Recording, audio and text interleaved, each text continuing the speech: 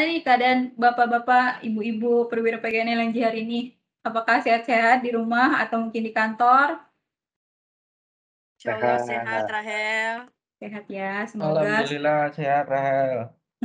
Ya, luar biasa, Pak. Semoga semuanya dalam keadaan sehat selalu ya.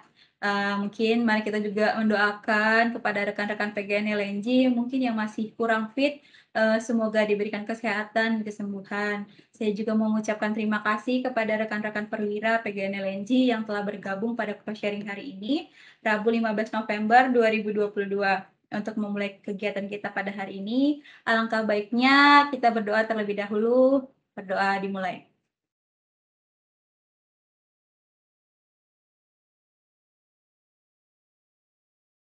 Berdoa selesai. Baik Bapak Ibu, saat ini kita sudah kedatangan seorang narasumber, yaitu seorang psikolog Employee Assistance Program atau EAP dari PT PGN Tbk. Beliau adalah Ibu Diah Nurayu Kusuma Wardani, MPSI psikolog. Namun sebelumnya, izinkan saya menyampaikan beberapa peraturan selama cross-sharing ini berlangsung. Diharapkan kepada Bapak Ibu untuk tidak memberikan pertanyaan terlebih dahulu selama sesi materi berlangsung, karena nanti akan ada sesi tanya jawab setelah Ibu Dia selesai menyampaikan materinya. Baik, tidak usah berlama-lama lagi, langsung kita panggilkan saja Ibu Diah Nurayu Kusuma Wardani, MPSI Psikolog. Halo, selamat siang Ibu. Selamat siang, Rahel. Ya, gimana kabarnya Ibu? Alhamdulillah luar biasa. Gimana nih Rahel dan para sahabat perwira LNG nih di sana? Mudah-mudahan sehat semua ya. Sehat dong Ibu. Insyaallah sehat, Bu. Alhamdulillah luar Sehat biasa. selalu, Ibu. Ya, gimana nih Bu? Kira-kira Mantap, mantap. iya, luar biasa Ibu. Gimana nih Ibu? Kira-kira apakah hari ini sudah ready nih untuk menyampaikan materinya? Wah, sudah sangat siap sekali nih Rahel dan Wah, tidak sabar tentunya ya, ingin, sharing dan juga diskusi nih dengan para sahabat perwira LNG yang sudah hadir di sini. Terima kasih banyak loh Bapak Ibu yang sudah meluangkan waktunya untuk hadir di webinar kali ini. iya, baik. Karena Ibu Dian udah sangat ready nih ya, udah sangat semangat. Mungkin kepada Ibu Dia, waktu dan layarnya saya persilahkan. Siap, terima kasih. Sebentar ya. Oke. Oke, sudah terlihatkah, di sana? Di saya belum sih, Bu. Di saya Oke, sudah belum ya? tampil. Sudah ya? Ya. Sudah, Di oke, saya sudah. baik. Udah. Oke, baik. Terima kasih banyak Mbak Rahel yang sudah membuka acara ini dengan luar biasa. Selamat siang para sahabat perwira LNG. Apa kabar hari ini? Mudah-mudahan hari ini para sahabat perwira dalam keadaan sehat ya, baik jiwa maupun raga. Dan mudah-mudahan pekerjaan hari ini dan juga seterusnya dilancarkan. Amin. Nah, di sini mungkin saya memperkenalkan diri dulu ya. Jadi saya Diah, biasa dipanggil Mbak Diah ya, biar lebih muda. Baik, Iya, Mbak.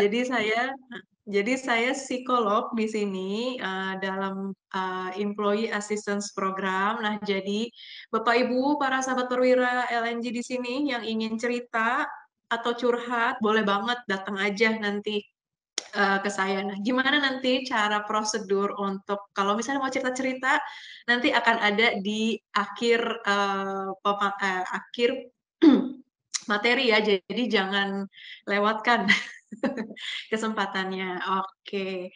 Nah, jadi hari ini saya ingin membawakan materi terkait dengan anti menunda untuk pekerjaan yang lebih produktif. Nah, di sini mungkin bisa sambil share di kolom chat ya, Bapak Ibu. Nah, seberapa banyak sih dari Bapak Ibu di sini yang suka menunda pekerjaan? Ayo.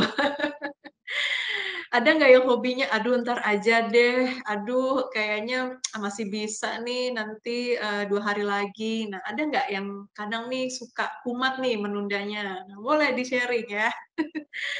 Oke. Nah, jadi hari ini saya akan membahas nih mengenai menunda dalam sudut pandang psikologi dan bagaimana sih caranya supaya kita tuh bisa tidak menunda lagi, gitu ya. Oke, nah ini ada peraturan selama webinar, eee, Jadi selama webinar ini berlangsung, Bapak Ibu, mohon untuk mematikan mikrofon, dan kalau misalnya ada pertanyaan, jadi misalnya Bapak Ibu udah, punya pertanyaan nih di tengah-tengah saya membawakan materi, boleh disampaikan di kolom chat ya. Nanti pertanyaannya Bapak Ibu yang sudah sampai di kolom chat akan dibahas di, akhir sesi, jadi ada sesinya lagi, gitu. Mau tanya pakai chat boleh, atau misalnya mau pakai mic juga boleh, nanti kita lihat ya, durasinya. Oke, nah sebelum saya membawakan materinya, nah saya ingin sharing nih ke Bapak Ibu, sahabat perwira LNG, ada tips belajar efektif. Nah, ini tidak hanya digunakan untuk webinar ini, tapi juga bisa digunakan saat, bekerja. Apa aja tuh? Jadi supaya pekerjaan kita lebih efektif, supaya meeting kita juga bisa lebih efisien ya, dan juga efektif tentunya. Nah, ini ada 4 hal yang bisa dilakukan Bapak Ibu. Jadi yang pertama adalah fokus. Nah, fokus ini gimana maksudnya? Jadi, jauhkan diri dari hal-hal yang dapat membuat Bapak Ibu merasa terganggu nih. Jadi kalau misalnya HP, kalau misalnya Bapak Ibu ada HP nih dan itu dirasa mengganggu karena bawaannya jadi pengen buka HP mulu. Nah, jauhkan itu sementara. Baru nanti kalau pekerjaannya udah selesai silakan digunakan. Atau misalnya kalau misal ada pekerjaan yang sifatnya darurat dan harus diselesaikan saat itu, silakan diselesaikan dulu. Baru nanti, eee, bisa ikut lagi di, webinarnya, supaya ini tidak membuat kita pusing, karena terlalu banyak yang harus dipikirkan. Nah, itu yang pertama, fokus, supaya kita bisa lebih fokus juga ya, karena atensinya tidak terpecah belah. Nah, lalu yang kedua, nah ini di sampingnya, nah itu ada menulis. Nah, jadi selama webinar ini, nah Bapak Ibu diharapkan tidak hanya mendengar ya, tetapi juga bisa menulis materinya. Kenapa harus tulis? Satu, bisa saja ada materi yang tidak disampaikan dalam slides, jadi ini disampaikannya secara verbal. Lalu yang kedua, menulis ini juga bisa membuat kita jadi punya dokumentasi nih, terkait dengan materi yang kita bawakan. Nah, mungkin dalam bekerja, menulis itu juga bisa membuat kita jadi nggak terlalu banyak mikir ya, karena semuanya dituangkan dalam tulisan, gitu. Nah, yang ketiga, dengan menulis kita juga sebenarnya melakukan proses pembelajaran aktif.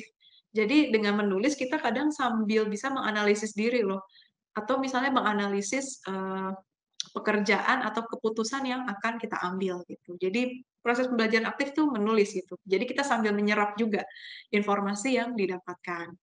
Nah, lalu yang ketiga, nah ini lucu ya gambarnya ya, agak bingung. Nah, ini yang maksud saya adalah refleksikan, relate dengan pengalaman sehari-hari gitu. Jadi nanti di sini saya akan menyampaikan beberapa materi. Nah, saya juga akan nantinya mengajak Bapak Ibu semua di sini untuk bertanya ke diri sendiri melalui beberapa pertanyaan yang sifatnya reflektif ya.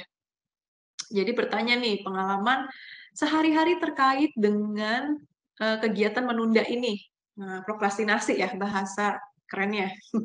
Nanti sambil ditanya, kenapa harus refleksi diri, supaya kita bisa lebih paham dengan diri kita sendiri, yang nantinya ini akan membantu kita juga untuk mengubah kebiasaan menunda ini menjadi sesuatu yang lebih baik, gitu. Nah, lalu yang terakhir dan ini juga nggak kalah pentingnya, Bapak Ibu, yaitu buat action plan. Jadi setelah webinar ini selesai, Bapak Ibu mau ngapain terkait dengan kebiasaan menunda ini? Apa yang ingin Bapak Ibu lakukan? Dan bagaimana materi yang didapatkan bisa diterapkan dalam kehidupan sehari-hari, terutama dalam pekerjaan. Oke, sudah siap? Sudah ya? Oke, saya akan mulai dari konsep prokrastinasi. Nah, jadi menunda-nunda itu ada bahasa kerennya ya. Jadi bahasa istilah psikologinya itu prokrastinasi. Kalau bahasa Inggrisnya procrastination. Nah, apa sih prokrastinasi itu?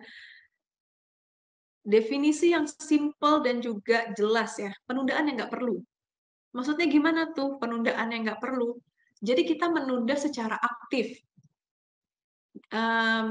Gimana tuh menunda secara aktif? Jadi kita misalnya sudah dapat dari atasan ya, "Pak, Bu, tolong kerjakan ini," gitu. Nah, prokrastinasi ini menunda. Nah, jadi dia udah tahu harus dikerjain, tapi dia memilih untuk menunda dan tidak mengerjakannya saat itu. Nah, prokrastinasi juga diidentikan dengan kegagalan untuk menyelesaikan tugas. Kenapa? Karena dia menunda, jadi tidak diselesaikan saat itu. Akhirnya tugasnya menjadi tidak prima kualitasnya.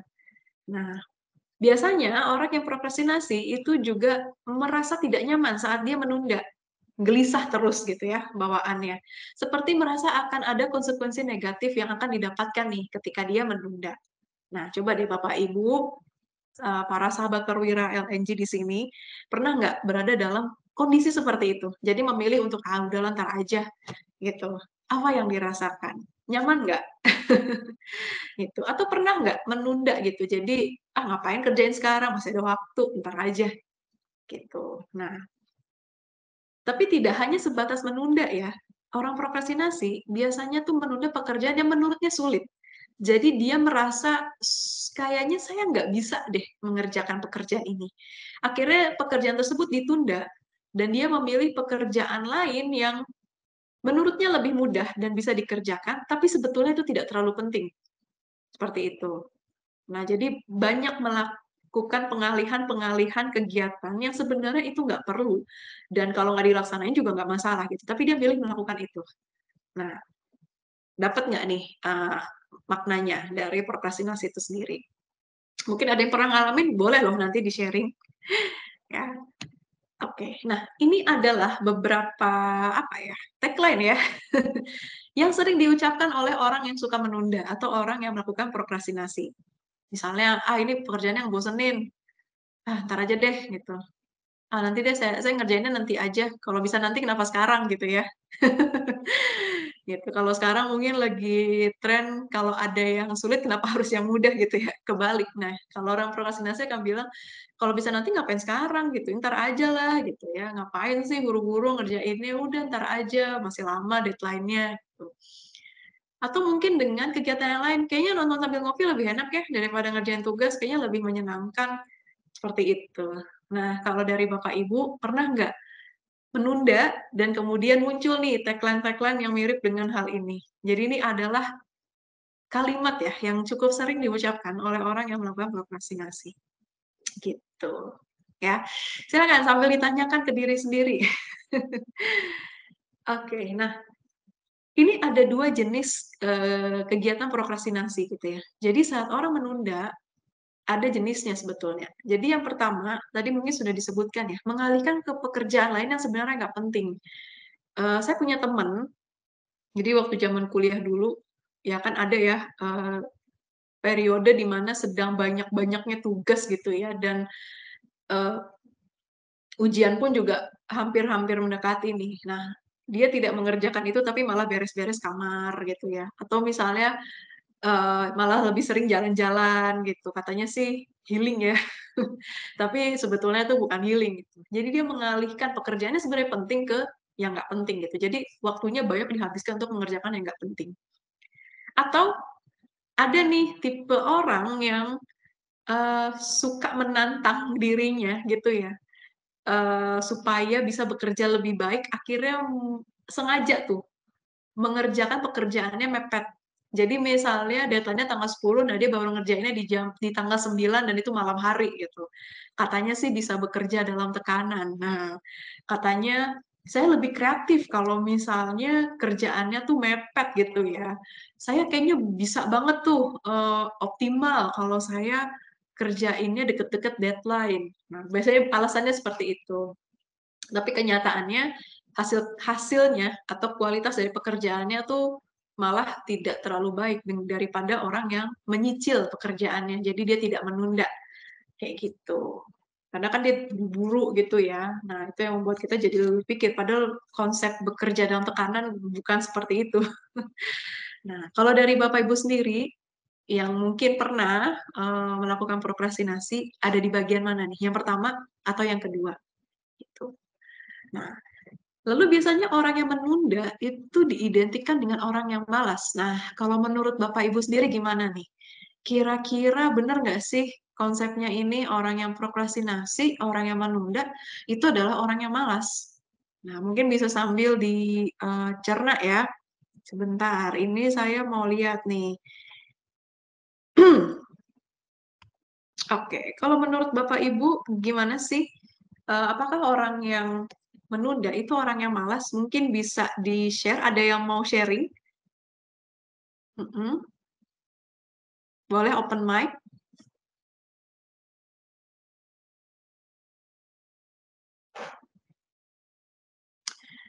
Boleh open mic? Oke. Mungkin aku tanya Iya. Mbak Rahel kali ya? Nah, Mbak Rahel, kalau menurut Mbak Rahel tuh orang yang prokrastinasi tuh orang yang malas nggak sih? Kita sharing ya, biar nggak Oke. bosan. Kalau Mhm, menurut aku sih bisa didefinisikan malas kali ya, Mbak. Karena gini loh, kalau menurut aku tuh tipikalnya orang yang nggak bisa kerja di mhm, eee, kalau udah mau deadline-nya dekat. Jadi aku bisa mhm, kerja tuh misalnya kalau misalnya banyak, aku skala prioritasin, nanti aku tuh, eee, cicil gitu loh. Misalnya kan mmm, mhm 1 mhm, minggu lagi nih deadline-nya, jadi aku cicil dulu semampunya aku mhm, saat ini, paling nanti kalau udah 2 hari atau 1 hari sebelum, itu kayak udah finishing aja, kayak gitu sih, Mbak. Sedangkan oke. ini kan kalau malas ini kan emang dia antara tidak niat mengerjakan pekerjaannya atau gimana gitu ya, kayak Mhm, gitu sih. Jadi menurut aku, menunda itu salah satu tindakan malas juga. Jadi menurut aku, prokrastinasi itu malas sih, Mbak. oh oke, siap. Itu dari Terima aku. kasih banyak. Siap siap siap. Mungkin tadi ada yang mau nambahin juga nih, Mbak, Mhm dari, mhm, gimana tuh, Mbak? perwira kita. Tadi ada yang udah open Mhm, mic, mungkin Kak mhm. Ros atau Mbak Triana, silahkan. Oke, silakan Iya. mungkin bisa di-share nih opininya ya. Opini Anda sangat berharga, cie. Halo, kedengeran nggak suara saya? Kedengeran Kedengaran, Mbak. Oh kedengeran. iya, heeh Mhm, heeh. Siang ya Bu Diah ya. Kalau menurut saya mhm, sih prokrastinasi sama malas itu sebenarnya beda itu. Jadi menunda mhm, pekerjaan itu mhm, menunda pekerjaan itu belum tentu malas gitu. Kadang, mhm, sharing aja maksudnya saya sering mhm, nunda kerjaan itu, apa namanya, nah itu yang kayak tahap yang pertama tadi, maksudnya menurut saya tuh kerjaan itu tuh butuh waktu yang lebih banyak gitu, sedangkan ini, mhm, apa namanya, ada kerjaan-kerjaan yang kecil-kecil yang cepet yang bisa mhm, cepat ngerjainnya gitu. Jadi kadang tuh mhm, kerjaan yang butuh waktu lama itu saya tunda dulu, terus saya mhm, mhm, banyak ngerjain kerjaan yang langsung bisa kelar gitu kan. Nah, mhm, kalau mhm, dibilang mhm. prokrastinasi sama dengan malas sih sebenarnya sih enggak ya, cuman Enggak mungkin ya? lebih ke, apa namanya, nggak bisa ngasih prioritas sih, maksudnya nggak bisa Mhm, nggak bisa kontrol prioritas kerjaan itu, oke. yang lebih Mhm prioritas yang mhm. mana gitu. Oke, baik. Terima kasih banyak atas opininya. Nah, ada yang mau sharing lagi? Kita tadi masih ada ya, Mbak Rahel ya? Iya, mungkin Bapak Ibu ada lagi yang mau sharing nih tentang pengalamannya Mhm, mungkin, silahkan. Boleh saya, Mbak Rahel? Iya, boleh. silakan Oke, Pak Fikri. silakan Bapak. Mhm.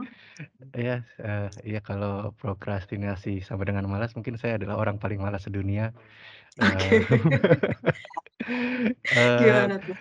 ya Mhm. karena saya memang, biasanya saya memang apa ya, tadi yang seperti, Mbak Diah bilang di awal ya, kalau ada beberapa orang yang merasa kalau di bawah tekanan akan lebih encer otaknya. Nah, saya Mhm. saya tipe orang yang merasa seperti itu, saya nggak tahu sih bener apa enggak, tapi saya ngerasa kayak gitu. Oke. Apalagi kalau tugas-tugas kuliah ya, itu tugas-tugas Mhm, kuliah pasti saya mepetin ke deadline dan, mhm, ketikannya lancar. Saya pernah nyoba seminggu sebelumnya saya kerjain gitu, tapi kayak kepikiran kerjaan-kerjaan lainnya gitu. Jadi karena belum urgent kali ya, jadi saya masih kepikiran kerjaan-kerjaan lain yang mungkin di otak saya lebih urgent gitu, atau ujung-ujungnya malah, mhm, mhm. apa namanya, jadinya ya saya shifting lah, ujung-ujungnya semuanya akhirnya Mmm, dekat-dekat mhm, deadline. mhm, Kadangkala mhm. kalaupun nggak ada kerjaan yang lebih penting, karena saya tahu, oh ini kerjaan ini akan bisa dikerjain dalam waktu 2 atau 3 jam, as long as saya punya waktu 2 atau 3 jam dekat-dekat deadline, saya akan bikinnya dekat-dekat deadline, gitu. Oke. Oke. Jadi kalau menurut Bapak nih, orang yang prokrastinasi sama dengan orang yang malas kah? Sorry, salah pencet. Eee, ya nggak tahu ya, makanya itu saya bilang, kalau orang prokrastinasi malas, berarti saya termasuk orang malas di sini, Heeh, dikasih oke. di-value. Baik baik baik. Jadi kalau menurut Bapak, orang yang prokrastinasi itu adalah orang yang malas ya. Jadi ini bagian dari, orang yang malas gitu ya, Pak, ya? Jadi sama ya? Enggak sih, saya Hmm. malah bilang sebaliknya sebenarnya. Prokrastinasi itu the way of people, apa, making their priority aja gitu. Kalau ternyata Mm-mm. prioritasnya mereka adalah saat ini untuk santai dan dia Mm-mm. yakin bisa melakukan itu nanti di dekat-dekat Mm-mm. deadline-nya, ya kenapa Oke. enggak gitu. Itu sih. Kalau definisi malas kalau bagi saya yang emang nggak mau ngerjain Hmm. apa-apa aja gitu. Oke, baik. Terima kasih banyak Ya, Bapak sama-sama. atas sharing-nya. Nah, ini luar biasa ya sharing dari para sahabat perwira di sini nih. Nah, mari kita lihat. Sama nggak sih? Tadi ada yang mirip-mirip, ada yang beda, enggak gitu.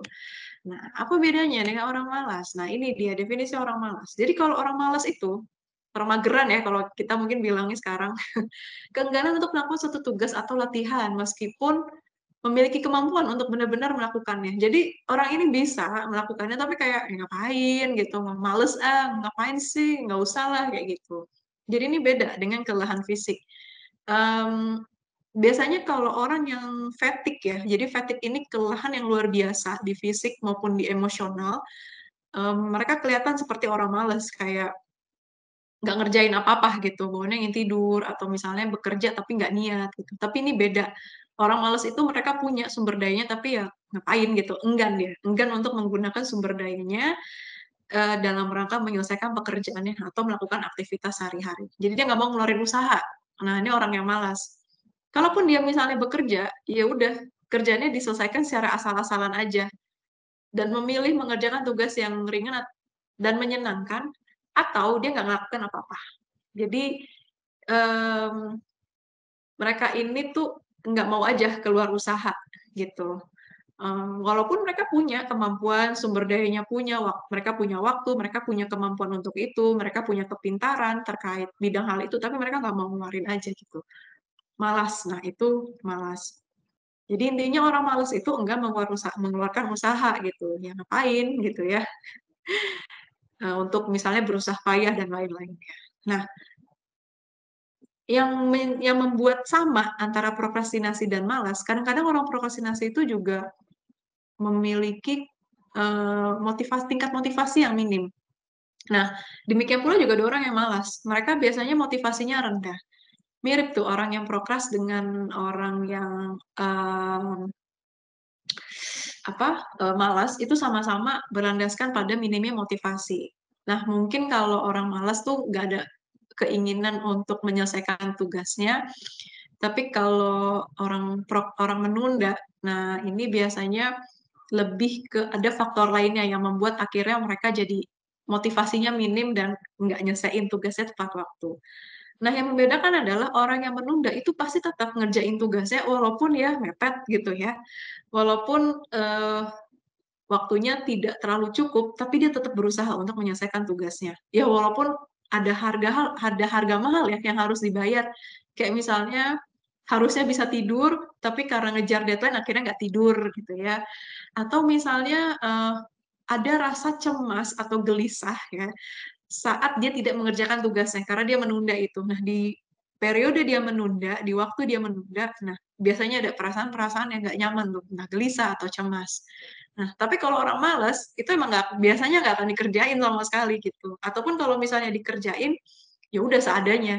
Kalau orang menunda itu dia bisa tetap memberikan yang terbaik, jadi dia akan forsir semuanya. Tapi kalau orang malas itu ya udah mau waktunya udah mau mepet, entah dia kerjain tapi seadanya atau ya udah nggak dikerjain gitu. Nah itu yang membedakan orang yang prokrastinasi atau menunda dengan orang yang malas. Nah, kemudian yang jadi pertanyaan adalah kenapa ya kok ada gitu ya orang yang menunda gitu? Kenapa sih kok ada orang yang bisa ngerjain sekarang dan ada orang yang ngerjainnya nanti gitu? Kenapa? Nah ini ada beberapa faktor nih, Bapak Ibu, sahabat perwira, alasan mengapa seseorang tuh menunda gitu. Nah, mungkin nanti saya juga akan bertanya ya ke Bapak Ibu terkait dengan pengalaman ini, karena akan lebih real ya dan juga nyata jika ada pengalaman langsungnya daripada yang saya sampaikan. Yang saya sampaikan ini kan sebenarnya lebih ke teoritis ya.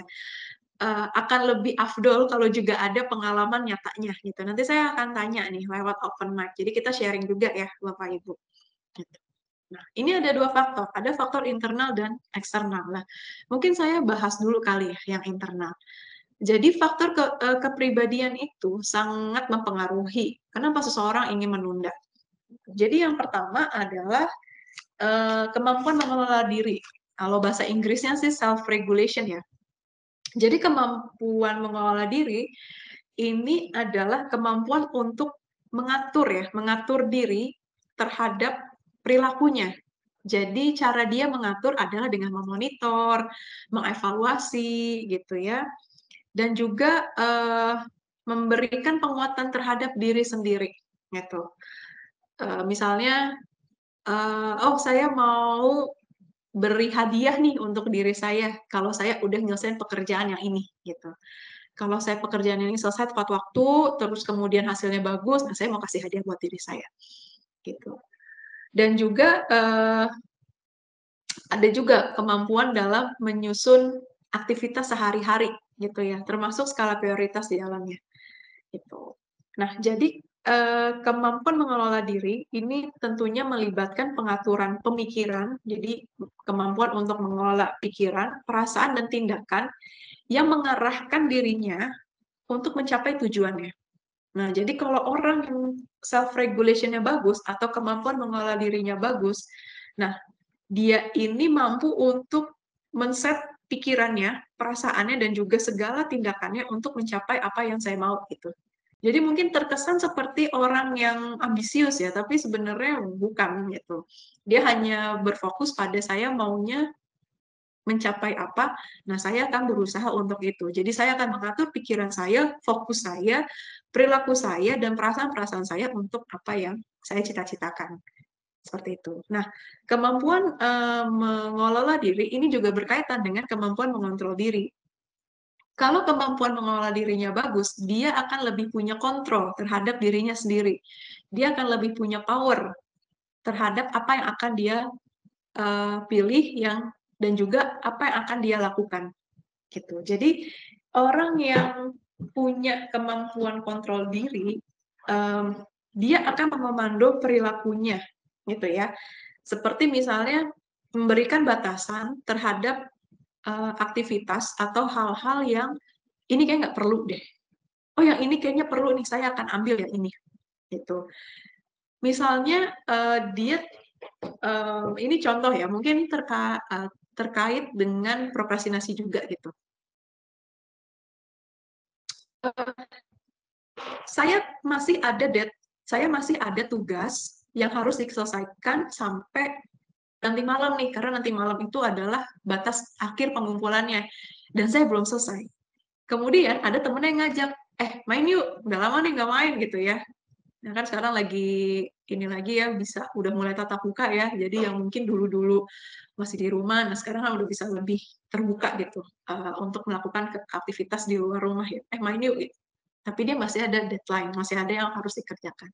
Nah, kalau kontrol dirinya bagus, dia akan mengatakan tidak kepada ajakan temannya. Kenapa? Karena masih ada prioritas yang harus diselesaikan. Jadi kontrol diri ini berkaitan sekali dalam menyusun skala prioritas dan juga bertindak berdasarkan skala prioritas tersebut gitu. Nah, biasanya orang yang kontrol diri bagus kan tadi self regulation-nya juga bagus ya. Makanya orang yang tidak menunda ya, dia ini tahu apa yang harus dilakukan dan dia membuat kegiatannya itu menjadi lebih teratur. Seperti itu. Dan juga motivasinya bagus. Saya punya motivasi yang kuat untuk menyelesaikan tugas ini. Seperti itu. Jadi yang mengelola diri dan mengontrol diri itu saling berkaitan ya. Kalau kemampuan mengelola dirinya bagus, biasanya kontrol terhadap dirinya juga kuat.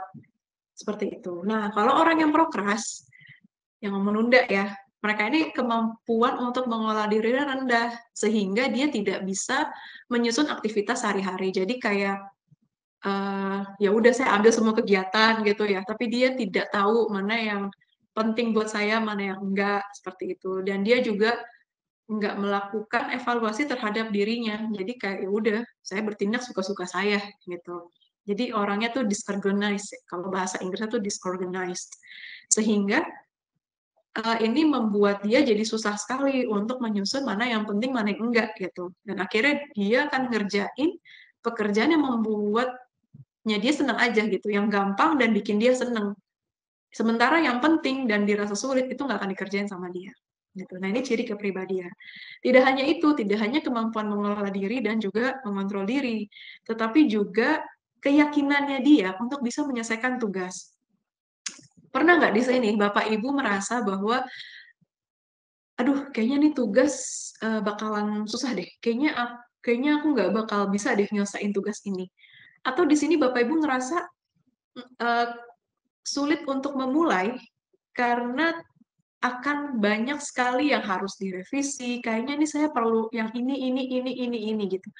Jadi tingkat perfeksionisnya tuh tinggi, sehingga dia akhirnya membuat dia merasa tidak yakin dengan tugas yang harus dikerjakan, akhirnya membuat dia jadi nggak yakin untuk bisa nyelesain tugasnya, karena kayaknya banyak banget yang harus ini dan saya kayaknya nggak bisa gitu. Jadi dia nggak yakin dengan kemampuannya untuk bisa menyelesaikan tugas, sehingga dia menunda. Gitu ya. Tadi kalau dilihat dari awal, orang yang menunda itu biasanya memilih untuk mengerjakan tugas yang menyenangkan dan mudah untuk dilakukan daripada yang penting dan sulit. Seperti itu. Jadi kalau dia nggak yakin dengan kemampuannya untuk bisa menyelesaikan tugasnya, maka dia cenderung akan menunda tuh tugas-tugasnya atau pekerjaannya. Nah itu dari faktor diri. Nah sedangkan ada faktor yang kedua, yaitu faktor dari luar. Jadi, prokrastinasi itu sendiri tidak hanya dari diri ya, tetapi juga ada beberapa faktor yang ini tuh memang membuat orang cenderung akan melakukan prokrastinasi. Yang pertama apa? Instruksi kerja. Mungkin di sini Bapak Ibu, ya yang sini kan udah kerjanya udah lama ya. Nah, bisa dibandingkan tuh, ketika mendapatkan pekerjaan dari orang yang bisa dengan jelas memberikan instruksi apa yang harus dilakukan dengan orang yang kurang bisa. Kira-kira lebih ingin menyelesaikan pekerjaan yang mana dulu gitu. Karena hasil risetnya menyatakan bahwa instruksi kerja yang tidak jelas dan tidak bisa dipahami itu membuat orang cenderung untuk menunda tugas daripada pekerjaan yang instruksinya tuh bisa dipahami dengan mudah gitu. Itu yang pertama terkait instruksi kerja. Nah, jadi di sini kalau dari hasil risetnya ya Bapak Ibu, nah di sini mungkin Bapak Ibu yang punya anak buah, yang punya rekan kerja, nah mungkin bisa untuk latihan ya dalam memberikan instruksi supaya rekan kerja kita dan juga anak buah kita tentunya bisa mudah memahami dan bisa langsung bekerja seperti itu. Lalu yang kedua, keterlibatan kemampuan yang digunakan. Nah, maksudnya apa nih? Ada beberapa jenis pekerjaan yang membutuhkan beberapa kemampuan, misalnya kemampuan untuk menganalisis, kemampuan untuk mempersuasi misalnya, dan lain-lainnya gitu.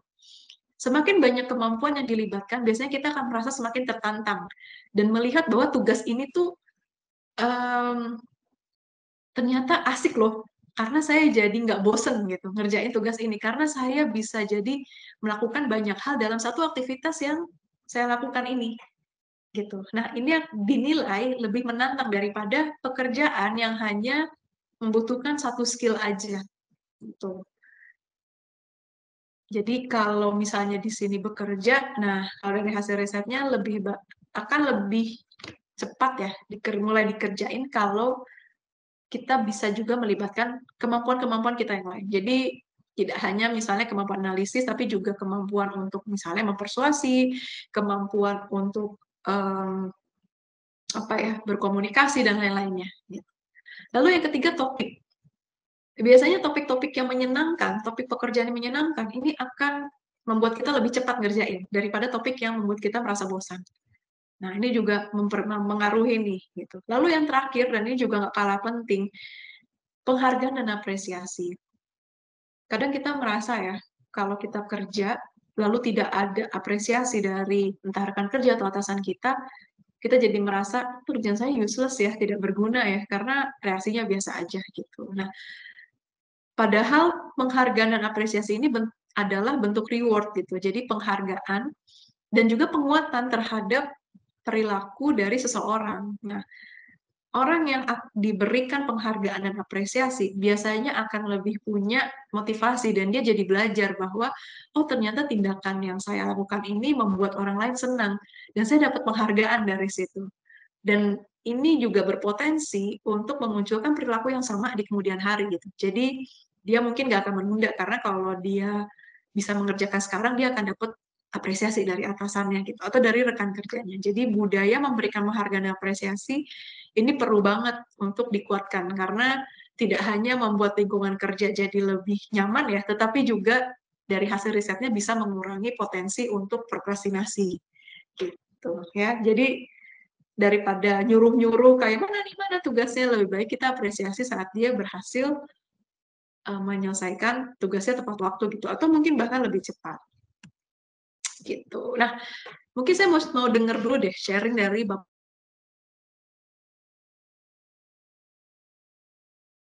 Hal apa sih yang membuat Bapak Ibu tuh jadi memilih untuk menunda daripada mengerjakannya saat ini? Silakan, kalau ada yang mau sharing boleh Mbak ya. Saya tunggu. Ya, gimana nih Bapak Ibu? Apakah ada yang mau sharing?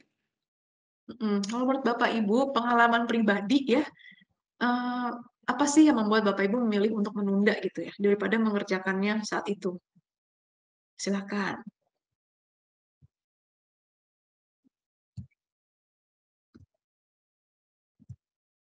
Mau open mikrofon juga boleh kayak tadi. Ya. Selamat siang Bu Dia. Selamat siang Ibu. Saya dengan Silakan. Kiki. Saya dengan Kiki. Kalau sharing pengalaman sendiri itu menunda itu karena lebih ke distract dengan pekerjaan lain atau pekerjaan yang mana harus diselesaikan di detik itu juga gitu. Jadi ketika kita lagi sedang mengerjakan pekerjaan A, tiba-tiba datang pekerjaan B yang mana oh ini harus nih sekarang nih gini. Jadi akhirnya ke distract yang mana akhirnya pekerjaan A tertunda dan akhirnya untuk mulai lagi tuh kita harus tune in dulu lagi dengan pekerjaan si A ini gitu. Itu sih kalau dari saya Bu.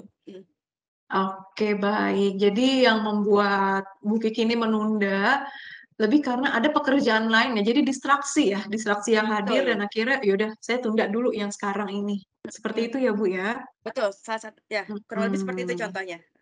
Oke, baik. Terima kasih banyak Bu Kiki. Nah, ini kan ternyata ada kan yang dari di luar riset yang saya dapatkan, yang ini ternyata ada di pengalaman sehari-hari. Nah, mungkin dari Bapak Ibu, sahabat perwira lain ada yang mau sharing? Silakan. Boleh mau sharing dikit?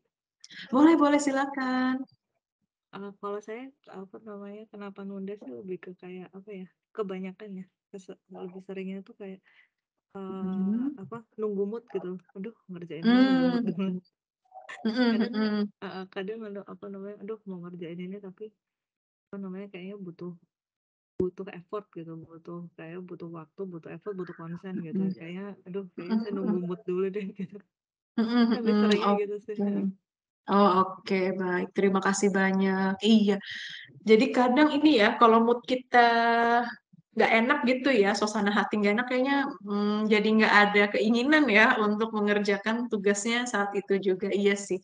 Memang mood itu kan juga mempengaruhi kita ya gitu. Nah, dan itu juga sebetulnya salah satu faktor ya di bagian pengelolaan diri gitu. Gimana sih cara kita mengelola suasana hati gitu ya. Oke, terima kasih banyak Ibu atas sharingnya. Oke, mungkin satu lagi ada yang mau sharing?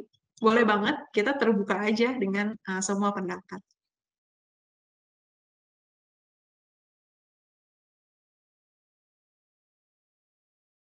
Silakan Bapak Ibu yang mau Masih sharing. ada nih yang mau sharing, boleh banget loh. Jangan malu-malu. Ini bukan penilaian. Iya, ini bukan penilaian kok, Lebih ke Bapak sharing Ibu. ya.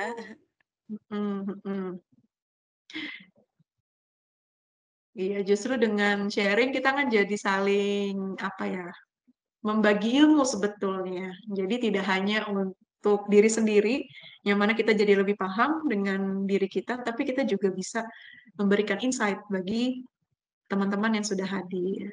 Oke. Ada yang mau sharing lagi? Silakan. Ya, Bapak Ibu, apakah ada yang mau menyampaikan sharingnya mungkin satu orang? Satu orang lagi mungkin.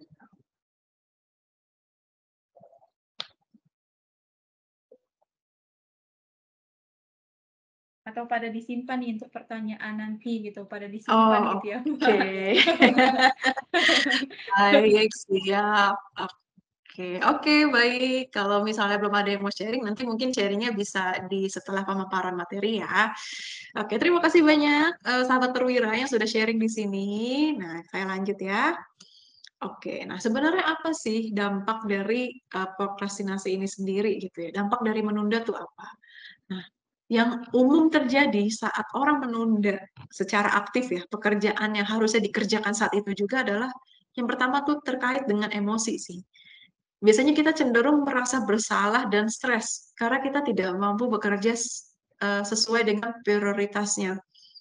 Jadi rasa bersalah ini tuh seperti gelisah ya saat kita menunda. Jadi kita saat kita tidak mengerjakan tugasnya kita akan merasa gelisah gitu. Dan stres-stres ini dialami pada saat akhirnya kita merasa pekerjaan ini kok jadi makin numpuk ya, mendekati deadline dan itu makin banyak pekerjaannya dan itu kita jadi tertekan, kita jadi stres gitu. Nah, ini yang sering terjadi. Dan ini kan tentunya membuat satu kualitas kerja kita jadi nggak terlalu baik. Yang kedua, secara emosional kita juga jadi nggak nyaman kan, yang akhirnya mempengaruhi juga bagaimana kita bekerja seperti itu. Jadi secara apa kualitas hidup biasanya orang yang prokrastinasi tidak terlalu bagus gitu karena dia suasana hati dan perasaannya tuh lebih banyak emosi negatifnya gitu. Nah, ini juga membuat kesehatan mental kita menurun. Jadi kita jadi mudah banget cemas. Bahkan mungkin kalau misalnya udah terlalu banyak yang ditunda, akhirnya kan dia menumpuk dan bebannya jadi lebih besar. Nah, ini kan membuat kita jadi mengeluarkan usaha yang lebih banyak. Nah, ini membuat kita jadi capek secara fisik dan juga capek secara mental karena banyak banget yang harus dikerahkan gitu, atensinya, fokusnya, kemudian juga tuntutan pekerjaannya yang harus diselesaikan. Ini membuat kondisi kesehatan mental kita menurun gitu ya.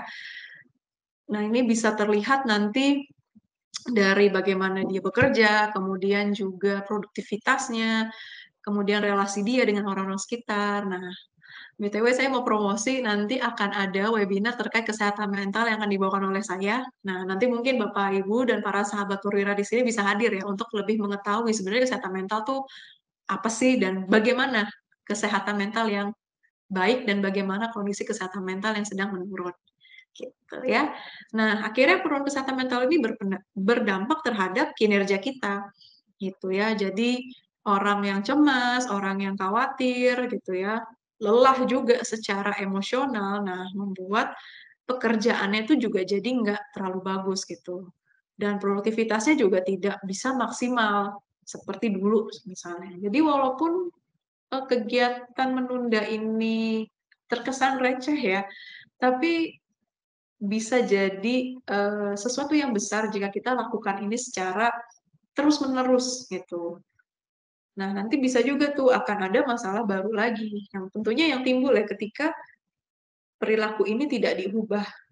Nah, jadi gimana sih caranya? Nah, nanti ya kita akan bahas. Nah, tapi di sisi lainnya ternyata prokrastinasi itu tidak selamanya buruk ya.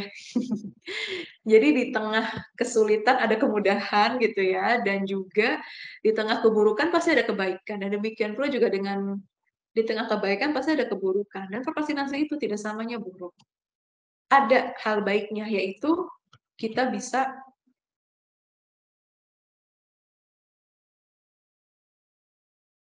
Nah, kadang ini dibutuhkan loh Bapak Ibu. Pada saat apa?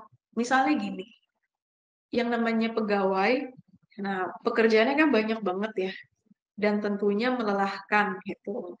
Nah, dengan kita menunda secara aktif, kita sebetulnya bisa juga kita memberikan jeda untuk diri kita sendiri untuk rehat. Ya bagaimanapun juga bekerja itu kan membutuhkan usaha ya, baik dari fisik yang kuat dan juga kondisi psikologis yang baik juga gitu, agar kualitas pekerjaannya kan bagus. Ada kalanya kita perlu menunda. Nah, tapi kalau menundanya sudah parah banget dan terus-menerus, jadi menundanya nih misalnya tadi ya deadline-nya tanggal 10 tapi baru dikerjakan tanggal 9 dan itu malam hari gitu. Dipaksa gitu, padahal sebelum-sebelumnya tidak ada aktivitas yang berarti. Nah, ini kan dampaknya juga jadi nggak bagus. Kita kadang perlu memberikan jeda untuk diri kita sendiri, untuk nafas gitu ya. Apalagi kalau pekerjaannya lagi banyak. Nah, tapi menundanya ini juga nggak ekstrim gitu ya, nggak hamin sekian jam dikumpulkan, seperti itu. Jadi kita perlu menunda, walaupun itu sebentar. Dan kalau sebentar tidak masalah, tapi kalau udah banyak banget, nah ini kadang jadi masalah. Dan kesenangan ini sementara ya, jadi ketika ini tidak selesai, tugasnya tetap juga memberikan rasa tidak nyaman dan gelisah pada diri kita. Nah, bagaimana caranya supaya kita mungkin bisa lebih mengelola ya diri kita agar kita tidak sampai menunda dengan parah gitu ya. Nah, ini ada beberapa hal nih yang mungkin Bapak Ibu sahabat perwira di sini bisa terapkan seperti itu. Jadi yang pertama banget adalah sebelum kita mengubah kebiasaan ini, kita juga perlu tahu dulu karakter prokrastinasinya kita tuh seperti apa sih. Jadi perlu disadari, perlu dikenali. Kenapa? Menurut saya, ya, ini menurut saya pribadi gitu. Penanganan prokrastinasi itu ada beberapa dan setiap orang punya akan punya caranya masing-masing dalam menangani prokrastinasi. Nah, yang akan saya sampaikan ini yang secara umum. Akan tetapi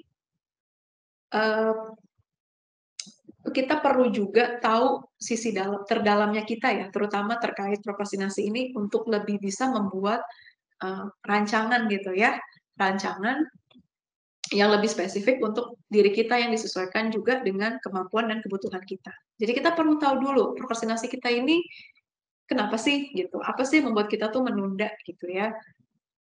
Pada saat situasi seperti apa saya menunda gitu. Karena setiap orang pasti punya karakter prokrastinasi yang berbeda-beda. Mungkin ada yang tadi ya, yang saya menunda pekerjaan saya hingga mendekati deadline. Ada yang seperti itu. Tapi ada yang mengalihkan kegiatan yang lain. Seperti itu. Nah, banyak, bukan banyak ya, pasti orang punya bentuk prokrastinasi yang beragam. Nah, ini makanya tidak bisa disamakan. Makanya kenali dulu. Nanti dari sekian cara ini mudah-mudahan ada yang pas nih dengan kebutuhannya Bapak Ibu gitu. Lalu yang kedua, nah ini terkait dengan ada teori belajar namanya. Jadi kalau kita paham dengan konsekuensi yang akan didapatkan, kita biasanya cenderung tidak akan melakukan perilaku tersebut. Jadi kita pahami dulu nih, sebenarnya dampak dari prokrastinasi itu apa sih buat diri kita gitu ya.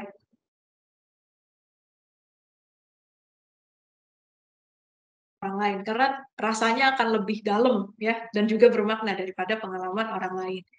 Nah, ini sharing pribadi ya. Dulu waktu saya kuliah, saya tuh waktu awal-awal kuliah banget, jadi baru masuk ya semester 1 di bulan kedua, bulan pertama kan biasanya masih kegiatan ospek ya, ini bulan kedua. Nah, itu saya sering banget nunda tuh, karena pengen explore kampus kan, wah kayak apa sih kampus, jadi mahasiswa loh. Akhirnya ini membuat saya tidak mengerjakan tugas. Nah, di saat yang bersamaan, masih ada lanjutan dari ospek itu sendiri yang sifatnya tidak sifatnya lebih kayak pengenalan kampus lah. Kalau yang awal-awal tuh kan lebih kegiatan universitas dan fakultas. Nah, kalau yang ini lebih yang di bulan kedua ini sifatnya ospek tapi lebih ke pengembangan dirinya gitu. Jadi masih ada kegiatan sampai malam dan lain-lain gitu. Nah, karena saya masih punya kebiasaan menunda, nah waktu itu saya pernah sangat lelah sekali dan ada tugas yang belum dikerjakan dan itu dikumpulkannya esok hari dan saat itu pulangnya malam. Nah, tapi saya lihat teman saya udah selesai ngerjainnya.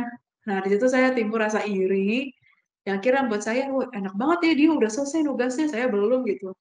Dia udah bisa tidur pas sampai rumah, nah saya masih harus ngerjain tugas.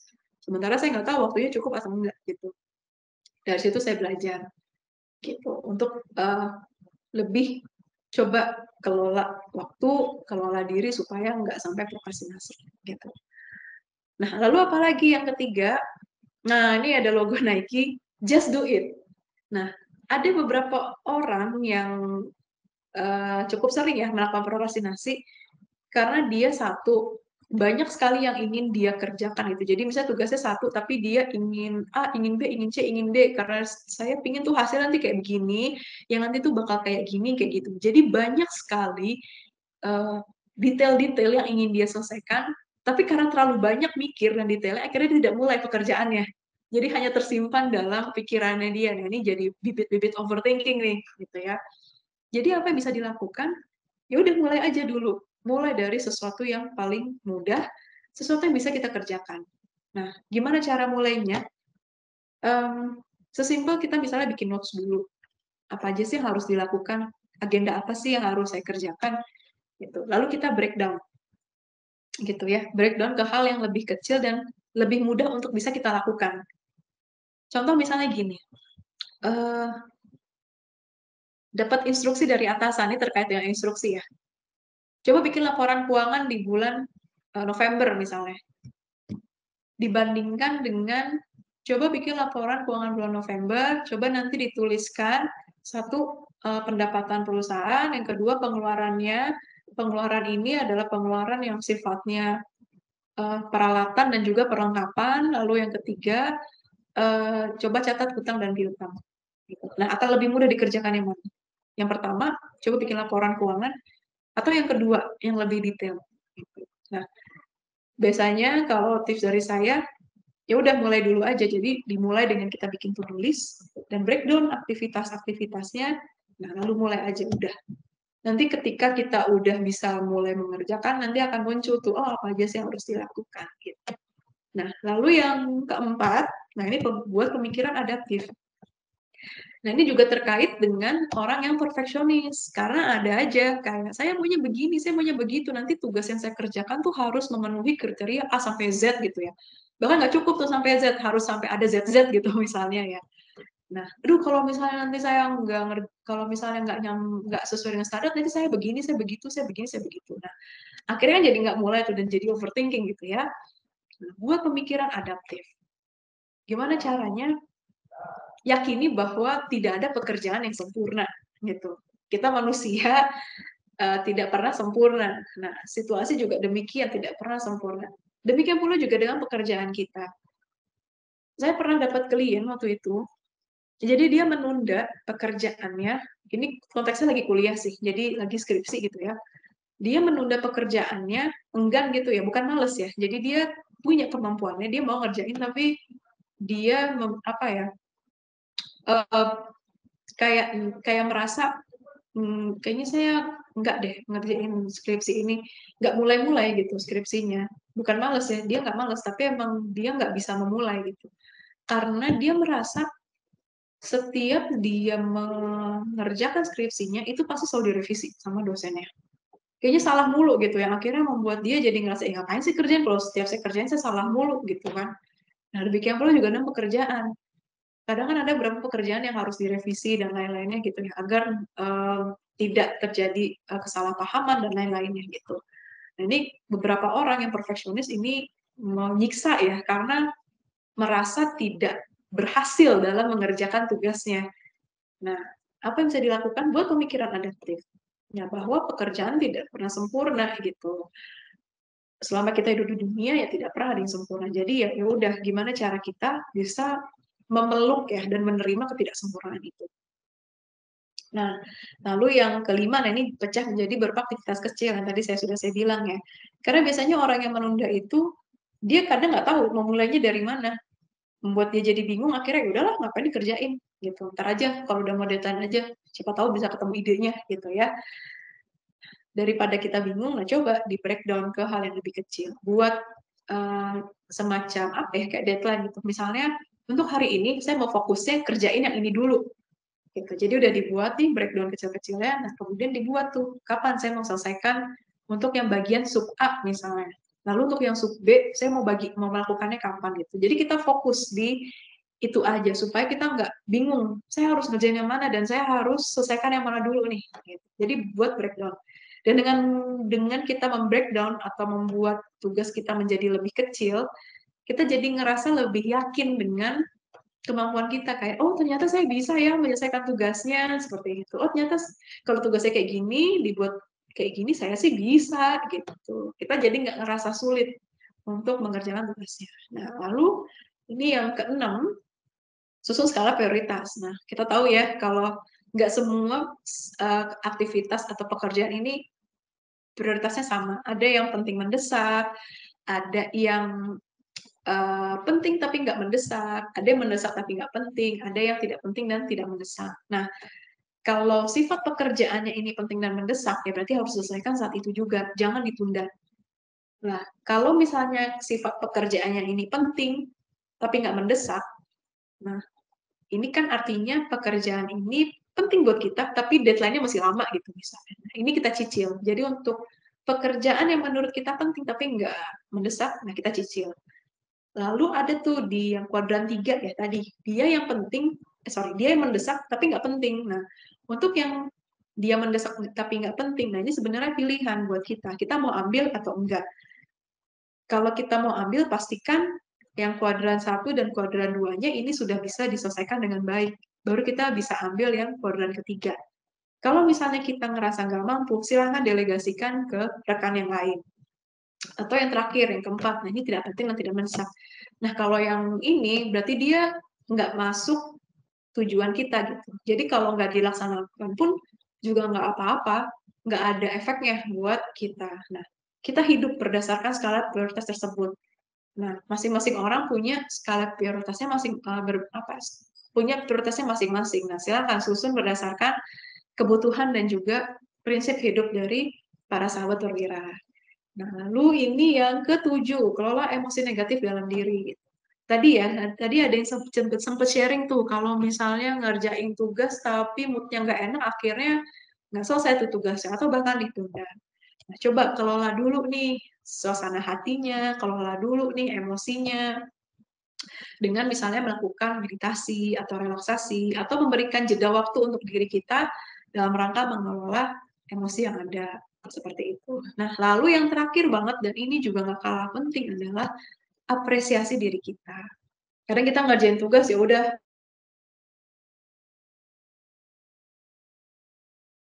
kita kan juga mengerahkan diri kita ya untuk mengerjakan tugas dengan fokus, dengan sebaik mungkin. Nah, kita boleh loh kasih apresiasi ke diri sendiri. Tapi bedakan ya apresiasi dengan pemborosan gitu. Kadang ada aja orang yang, oh saya udah berhasil ngerjain ini, lalu saya belanja gitu ya, belanja dengan nominal yang besar. Nah, itu kan juga nggak sehat. Jadi apresiasi ini sesimpel kayak misalnya kita mengucapkan sesuatu yang positif ke diri kita. Misalnya, oh saya hebat, saya bisa ngerjain tugas ini. Alhamdulillah saya bisa juga ya selesai tugasnya. Bisa, itu hal yang sederhana.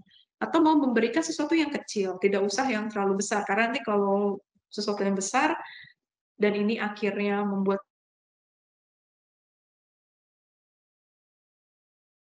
yang baik, input yang baik ke diri kita sendiri. Gitu. Nah, terima kasih banyak Bapak Ibu.